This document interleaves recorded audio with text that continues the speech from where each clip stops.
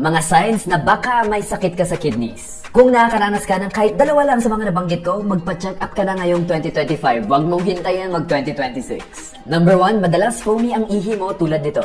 Number 2, madalas nakakaranas ka ng leg cramps or pulikat sa paa. Number 3, nakakaranas ka ng brain fog o madalas lutang ka. Number 4, namamaga o nagmamanas ang paa. Number 5, puffy ang eyes mo. Number 6, kulay tsaa o kakulay ng beer ang ihi mo. Number 7, mas madalas kang umihi lalo na sa gabi. Halos 3 times or more kang magising para lang umihi. Number 8, madalas kang pagod kahit nakakagising mo lang, feeling mo pagod ka pa rin. Number 9, hirap kang makatulog. Number 10, wala kang ganang kumain.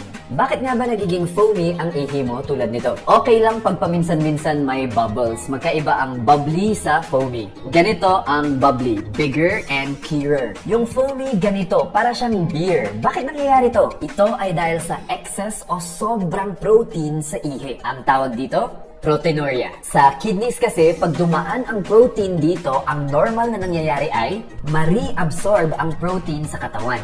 Hindi dapat nakakalusot ang protein sa ihi. Pag madami ka ng protein sa ihi, ibig sabihin may problema ka na sa filter ng kidneys mo. Ang sumisira sa filter ng kidneys mo ay pag kulang ka sa tubig, kulang ka sa tulog, sobra ka sa asin, sobra ka sa sugar, sobra ka sa protein, at pag may pabalik-balik ka ng infection sa kidneys. Ang mga risk factors na ito ay ginagawa kasing acidic ang dugo na nakakasama sa kidneys, kaya make sure na madami kayong iniinom na tubig at balanced ang diet nyo. Kaya naman nagkaka-muscle cramps ay dahil sa electrolyte imbalance. Pag pangit na ang filtering mechanism ng kidneys mo, tumataas ang sodium at potassium at bumababa ang calcium. Ito ay nakakaapekto sa normal na contraction ng muscles. Pag may sakit ka sa kidneys, isa sa mga komplikasyon nito ay anemia. Kaya ka nakakaranas ng pagod o panghihina kahit di ka naman ganun ka-stress o napagod. Ang kidneys natin ay ang tagalinis ng toxins sa dugo natin. So, kung sira ang filtering mechanism nito, yung toxins na iipon sa dugo at yung ibang toxins sa utak ay nagbi-build up din. Kaya pag may problema ka sa kidneys ay hirap kang mag-concentrate or focus. Kaya ka lutang kasi hindi na pa-flush out yung toxins. Kaya naman namamaga o nagmamanas sa mga paa o kaya naman nagpa-puffy ang eyelids ay dahil sa sobrang asin sa dugo. Pag sira ang filtering mechanism ng kidneys, hindi na niya na ilalabas yung excess sodium. Pag sobra ang sodium sa dugo, nagkakaroon ng water retention.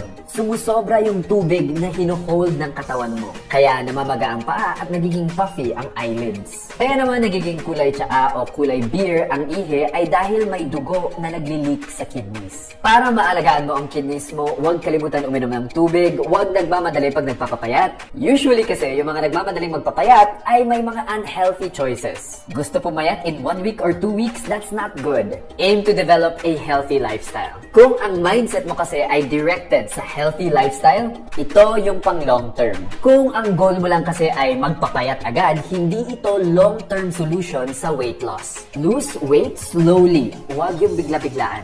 Ligtas ang may alam. Hanggang sa susunod, take care.